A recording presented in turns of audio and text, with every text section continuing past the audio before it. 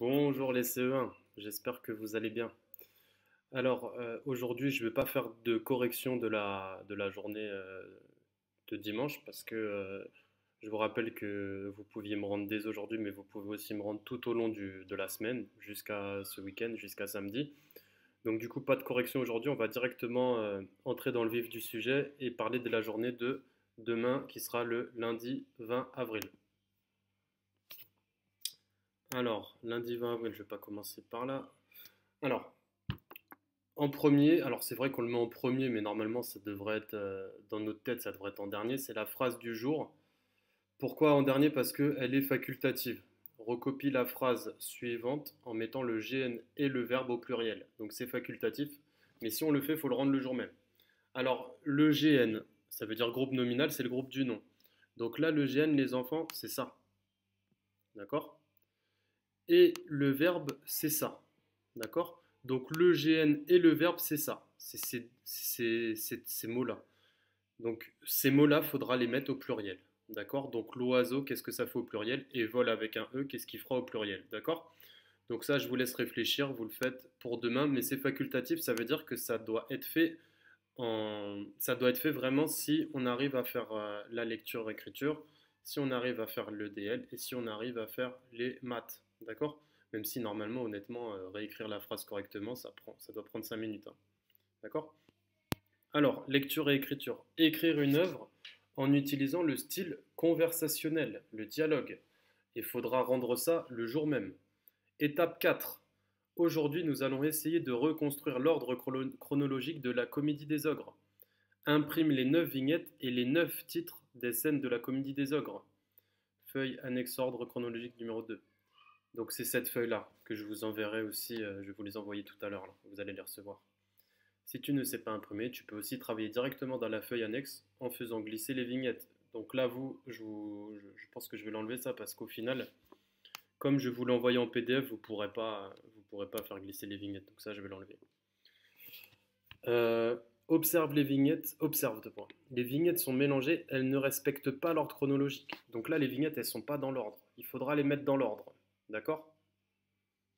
Les titres de scène sont aussi mélangés. Mais pour t'aider, les numéros des actes sont déjà écrits. Ah, on a donné un bel indice. Enfin, même pas un indice, on a bien aidé. À toi de compléter les numéros de scène. Donc ça veut dire les enfants qu'en fait, on aura des titres. On aura des titres pour chaque vignette. Parce qu'il y a 9 scènes, donc il y a 9 images. Et pour chaque vignette, il y aura le numéro de l'acte, mais il n'y aura pas le numéro de scène. Donc déjà, ce qu'on doit faire, déjà, c'est acte 1. On prend toutes les vignettes acte 1, et ça doit être forcément au début. Et puis après, acte 2, toutes les vignettes acte 2 après, et puis acte 3 en dernier. D'accord? Et puis après, il faudra chercher les vignettes. Donc je rappelle que la comédie des ogres, au début, il y a Goya, il y a Cézanne, il y a Vermeer, et il y a Paul. Et Paul, il est dans une cage. Ça, c'est l'acte 1. Après, dans l'acte 2, Paul, il est libéré par le lieutenant, et cette fois-ci, c'est Vermeer qui est dans une cage. Et, euh, du coup aussi dans l'acte 2, dans la deuxième partie, enfin dans la deuxième scène de l'acte 2, cette fois-ci c'est Vermeer qui est en prison et il y a Paul et sa petite sœur Lou qui sont au bord de la mer, d'accord? Qui sont en bas de la prison. Et dans l'acte 3, ça se passe dans la scène 1 dans la prison et après dans la scène 2, il y a dans la scène 1 du coup, il y a Paul qui rapporte les deux cadeaux à Vermeer. Et dans la scène 2, on voit les animaux qui sont libérés. Et à la fin, dans la scène dernière, on voit Vermeer qui arrive à être dans la forêt avec le cadeau qui était le coquillage de Paul, qui écoute le bruit de la mer. Par ailleurs, je reviens juste sur une information importante aussi, quand on parlait du nom des personnages. Alors c'est sûr que Vermeer, c'est un peintre, je crois, hollandais, donc on pourrait dire Vermeer, mais là, ce personnage-là, si on réfléchit bien, c'est un personnage qui veut aller à la mer, donc il veut aller vers la mer. C'est pour ça que moi je continue de dire depuis le début vers mer, pour cette raison-là. D'accord? Donc, pour vous aider, vous devez regarder la mise en voix réalisée par des enfants en CP1. Donc vous cliquez sur le lien et ça va vous remettre les images, là, à mettre dans l'ordre. D'accord? Et après, il faudra découper les vignettes et essayer de les mettre dans l'ordre chronologique. Pour t'aider, tu peux observer les personnages et les accessoires, la cage, le chariot, les cadeaux, observer le décor, l'endroit où se passe l'action. Donc je vous ai dit, ça peut être dans la forêt, ça peut être dans la prison, ça peut, enfin voilà, ça peut être devant la mer. Et puis réfléchir au sens de l'histoire, du début vers la fin. Vérifie ton travail à l'aide de ton livre ou en regardant une nouvelle fois la vidéo. Voilà. Donc là, du coup, les enfants, je vais juste rapidement montrer quel est le document. Alors, le document, où est-ce qu'il est? Semaine 5. Donc, c'est, je crois que c'est celui-là, il me semble. Voilà, je crois que c'est celui-là. Donc là, les enfants, alors là, ils n'ont pas été gentils, hein, c'est le maître Luc qui n'a pas été gentil, il a mis ça dans le désordre, mais il a quand même été gentil parce qu'il a écrit acte 1 à chaque fois, d'accord? Acte 1 ou acte 2 ou acte 3. Donc là, les enfants, ça va être à vous de réfléchir. À chaque fois, voilà, on met la première là, la deuxième là, la troisième là, la quatrième, cinquième, sixième, voilà. D'accord? À chaque fois, il faut réfléchir qui est dans la cage. Qui est dans la cage. Et une fois que vous savez qui est dans la cage, vous pouvez comprendre. Donc là, dans la cage, par exemple, là, on l'a ici, on l'a ici, on l'a ici. Là, on n'a pas une cage, mais là, on a une prison. C'est pas pareil. Enfin, c'est des barreaux aussi, mais c'est pas pareil. Donc là, on a une prison. Ça, vous devez directement savoir c'est quelle scène où il y a Paul et sa petite sœur Lou qui sont devant la mer et il y a une prison. Vous devez vous rappeler normalement. D'accord? Là, derrière, regardez, il y a des arbres. Où est-ce que ça se passe? Là, il y a des arbres. Où est-ce que ça se passe? Là, il y a des arbres. Où est-ce que ça se passe? Et là, il y a des arbres, mais cette fois-ci, là, c'est Vermeer qui a son cadeau. Donc ça, c'est quel acte, c'est quelle scène? D'accord? Regardez là. Il y a Vermeer qui est allongé. D'accord? Il est allongé. Où est-ce que ça se passe? Ok? Donc là, il y a Vermeer qui a le cadeau. Et là, j'ai l'impression que ça, c'est peut-être la clé. Il a les deux cadeaux là. Mais ils sont encore dans la prison. Donc où est-ce que ça se passe? Enfin, à quel moment ça se passe du coup? D'accord? Donc voilà, toutes ces questions-là, vous devez y réfléchir. Et puis là, bah, je pense que là, il y a juste. Je pense que là, c'est pas Vermeer. Lui, à mon avis, ça doit être Goya et Cézanne. Bah, c'est pareil, Goya et Cézanne. À quel moment c'est quand on a Goya et Cézanne? C'est à vous de voir. D'accord? Donc, je vous laisserai mettre ça dans l'ordre. Donc, je répète première image, deuxième image, troisième image, quatrième image, cinquième image, cinquième, sixième, etc. Et puis après, à chaque fois, on a les titres. On a les titres des scènes. D'accord? Et là, ça sera à vous de mettre le numéro de la scène à chaque fois. Et pour cela, évidemment, on s'aide de la vidéo. Voilà. Donc, ça, c'est un travail qui est obligatoire. Il faudra le rendre demain. Alors après, étude de la langue, reconnaître les formes de phrases affirmatives et négatives. Donc ça, c'est quelque chose que vous avez jamais vu. Donc je vous invite à regarder la vidéo et soyez bien concentrés parce que c'est quelque chose que vous avez jamais vu. Alors, rapidement, je vais écrire deux phrases et je vais vous dire, il y en a une qui sera à la forme affirmative et une autre qui sera à la forme négative. Alors regardez. Les enfants travaillent à la maison. Point. J'ai fait une belle faute là, d'ailleurs. Voilà, c'est un peu mieux. Et là, les enfants ne travaillent pas à la maison. Point. Donc là, on a deux phrases. D'accord? Il y en a une qui a la forme affirmative et il y en a une qui a la forme négative. D'accord? Donc, la forme négative, c'est la forme où il y a ça, ces petits mots-là. Ne et pas. D'accord? Donc ça montre la négation. D'accord? Donc c'est en opposition à la forme affirmative, où il n'y a pas ces mots de négation. D'accord? Donc là, du coup, ça veut dire que cette phrase-là, c'est de la forme affirmative. Et cette phrase-là, c'est de la forme négative. Donc si vous voyez les mots de négation, vous savez que vous êtes dans une phrase négative. Alors là, les mots de négation, vous verrez là, page 150, vous aurez le petit lien, mais ça va être ne pas, ne plus, ne rien, ne jamais. Normalement, il y a la liste et vous les aurez. Alors après, il y a les exercices 1 et 3, page 150 à faire, et là, il va falloir repérer les phrases. Ça veut dire qu'il faudra identifier est-ce que c'est une phrase négative, est-ce que c'est une phrase affirmative, ou le contraire. D'accord? Donc, où est-ce que c'est ça, cet exercice-là? Il est là. Exercice 1 et 3, on a dit. C'est ça, hein? 1 et 3, oui, page 150. Ok. Alors là, recopie les phrases et entoure les mots de négation. Donc là, du coup, ça veut dire que les deux phrases sont à la forme négative. On doit entourer les mots de négation. Alors du coup, je vous ai dit les mots de négation, bah là c'est ne et pas, et là c'est pareil. Donc il faudra juste recopier les phrases et les entourer. Et après l'exercice 3, indique si la phrase est affirmative ou négative. D'accord? Donc, et puis là, en fait, même quand je regarde, oui, non, il y a ne pas, ne rien, ne plus, ne jamais, ok. Parce que là, quand je regarde les phrases, là, il y a, oui, voilà, bah, il y a ne pas à chaque fois. Indique si la phrase, donc si vous voyez du ne pas, du ne rien, du ne plus, du ne jamais, vous savez que c'est une phrase négative, et si il n'y a pas de négation, ça veut dire que c'est une phrase affirmative, ok? Comme là, par exemple, forme affirmative, vous voyez, mère grand voit le loup, et là, mère grande ne voit pas le loup. Voilà. Forme affirmative, forme négative. Et là, c'est pareil. Ok? Donc ça, vous le faites pour demain. C'est les deux phrases à faire, enfin les deux exercices à faire pour demain. Donc, la dernière chose à faire pour demain, c'est les mathématiques. Alors, les mathématiques, connaître la relation entre mètre et centimètre. Alors, il y a la leçon suivante qui est importante, mais avant de vous parler de la leçon suivante, j'aimerais revenir sur ce qu'on avait fait en classe. En classe, je pense que vous vous souvenez, on avait mesuré des enfants, et précisément des enfants qui étaient grands de taille. Et à ce petit jeu-là, il me semble que la plus grande, si je me rappelle bien, c'était Cybèle. On avait mesuré, et on avait fait même un petit secret, là, faut pas le dire aux autres, chut. On avait mis un petit trait au crayon à papier sur le mur, pour la plus grande, d'accord? Et on avait mesuré avec notre règle, d'accord?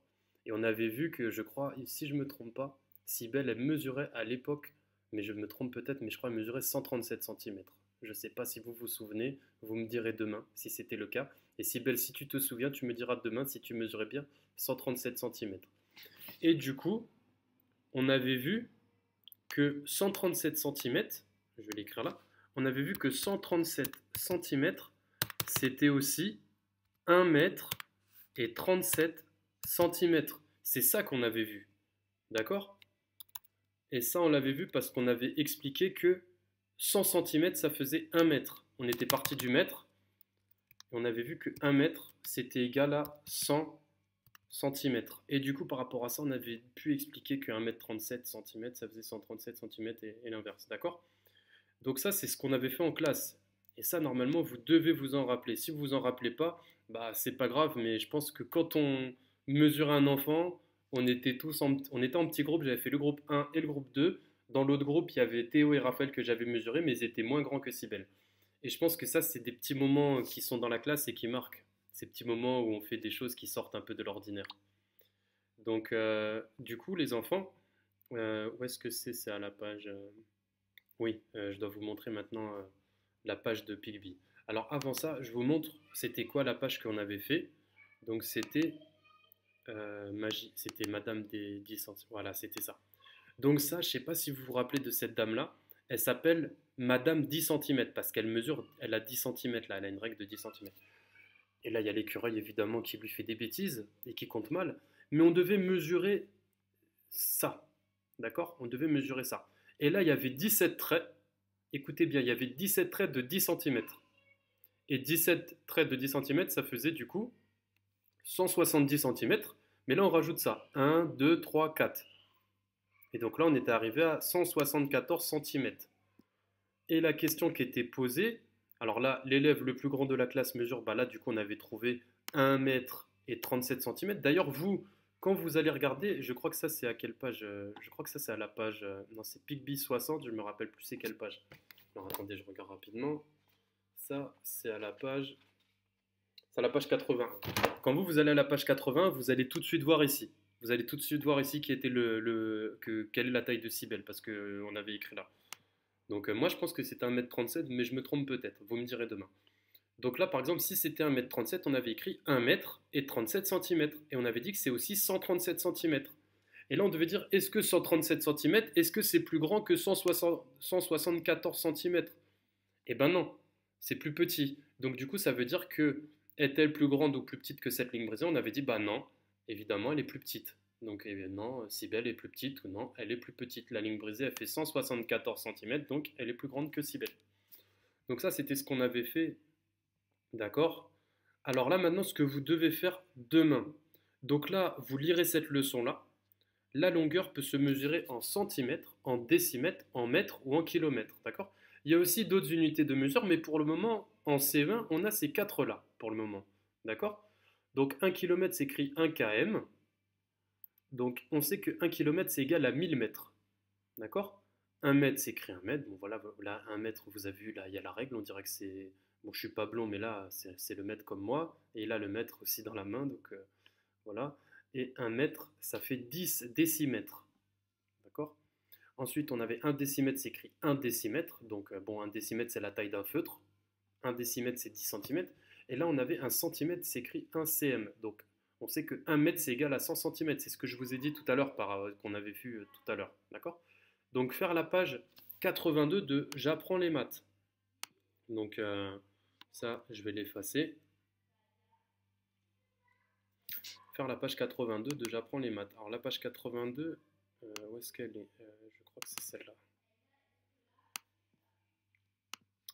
Alors, le mètre, 13 fois 10 centimètres, c'est 130 centimètres ou 1 mètre 30 centimètres. Donc, nous, du coup, on n'avait pas attendu cette leçon-là pour le comprendre parce qu'on avait dû mesurer pour Cybèle. On avait dû voir que 137 centimètres, c'était 1 mètre et 37 centimètres. Alors là, combien y a-t-il de traits de 3 centimètres? Quelle est la longueur totale de la ligne brisée? Alors là, du coup, il y a 1, 2, 3, 4, 5. Donc là, il y a 5 traits de 3 centimètres. Donc 5 traits de 3 centimètres, on fait 5 fois 3 ou 3 fois 5, on connaît le résultat. Donc on écrira là 5 traits de 3 centimètres et là on met le résultat directement. D'accord? Et puis ensuite, il faudra faire ça. Donc là, 17 traits de 10 centimètres. Donc c'est exactement ce que je vous ai dit l'autre fois. Et rappelle-toi comment Madame 10 centimètres trace les lignes brisées et complètes. Donc là, 17 traits de 10 centimètres, c'est la même chose que l'autre fois. On sait que 17 fois 10, ça fait 170. Donc on écrira là 170 centimètres en tout ou 1 mètre 70 centimètres. D'accord? Et là, donc là, 6 fois 2 centimètres, ça fait 12 centimètres. Donc là, on écrira juste 12 centimètres. On ne peut pas mettre en mètres là. Là, on a 11 fois 10. On pourra mettre en tout ou en mètres centimètres. 5 fois 5, donc là, ça fera, voilà, on mettra le résultat. Et là, 13 fois 10. Donc en gros, ça, ce en tout, il faudra le mettre du coup pour la troisième ligne et pour la cinquième ligne, si on est bon. Ok? Et après cela, on a un nombre mystérieux, c'est une formalité. Et on a aussi posé en colonne et calcul. Donc pose en colonne et calcul. Donc là, il faut poser les soustractions. Et attention là, 6 unités moins 8 unités. Donc là, retenu. Ici, 4 moins 3, 8 moins 2, 1. Ouais, tranquille, celle-là, il n'y a pas de retenue. Là, un petit pas tranquille celle-là. Celle-là, il y aura peut-être des retenues. Il y a peut-être une retenue. Et puis celle-là, pas tranquille non plus. Bon, il y a juste celle-là où vous pouvez y aller. Celle-là, il n'y a pas de retenue, c'est bon. Mais la première, la troisième et la quatrième, il y aura des retenues. Voilà. Bon, les enfants, j'espère que j'ai pas été trop long. J'ai fait de mon mieux pour pour vous expliquer un petit peu. Et encore une fois, je le redis, c'est très important, mais quand vous travaillez, essayez le plus possible d'être autonome. C'est vraiment l'essentiel. C'est être autonome. Autonome, ça veut dire on travaille seul et on essaie de ne pas solliciter ses parents. Et si on se trompe, eh ben c'est pas grave, c'est la vie parce que l'erreur, c'est une étape essentielle de l'apprentissage et tout le monde fait des erreurs. Aujourd'hui, nous les enseignants, on a fait une erreur, on a donné un tableau en questionnant le temps qu'il y avait une erreur, on l'a corrigé. Et c'est voilà, et c'est comme ça qu'on apprend. Et je remercie encore tout à l'heure Charles et Ayla qui m'ont aidé à voir qu'on s'était trompé. Mais il faut travailler seul, il faut travailler seul, et c'est comme ça qu'on va progresser, c'est en travaillant seul, d'accord? Et puis aussi, pourquoi il faut travailler seul? Parce que nos parents, ils ont beaucoup d'autres choses à faire, et il faut les laisser souffler un petit peu, d'accord? Ah, bon, allez, prenez soin de vous les enfants.